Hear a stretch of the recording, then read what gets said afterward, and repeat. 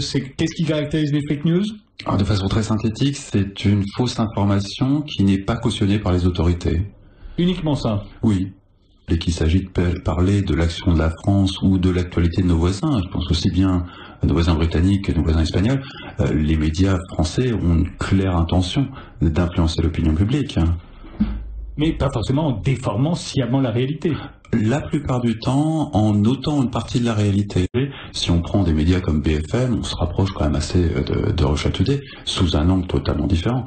Mais c'est pas non plus un exemple de journalisme. On a des médias qui, en France comme ailleurs, ont des angles et font des impasses complètes sur tout un tas d'informations. Les démocraties libérales, nous devons cesser le contenu mis en cause, de déréférencer le site, de fermer le compte utilisateur concerné, voire de bloquer l'accès au site Internet. Un de mes cours où j'explique la guerre en Libye à travers Wikileaks.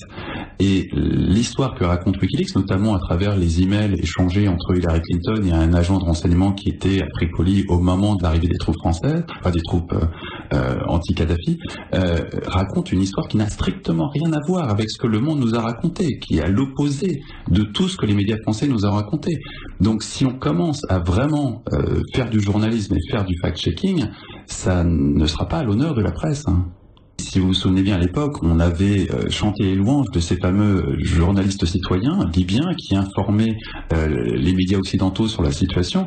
Il s'est avéré, à la suite d'une fuite d'informations, que ces journalistes citoyens étaient une opération d'astroturfing menée par l'armée américaine. L'astroturfing, vous l'avez dit aux jeunes, en gros c'est le faux gazon. Le faux gazon, c'est-à-dire grosso modo des faux journalistes citoyens qui en fait étaient une opération de ce qu'on appelle le PSYOPS de l'armée américaine destinée à faire de l'intox. Il y avait quand même quelques Libyens qui devaient bien envoyer quelques informations quand même. Écoutez, celles qui sont remontées, je me souviens qu'à l'époque la BBC avait un service qui faisait du debunking très efficace et qui remarquait que les informations qui remontaient, notamment en matière de vidéo, les gens qui parlaient sur les vidéos n'avaient pas du tout un accent libyen. Ils parlaient sur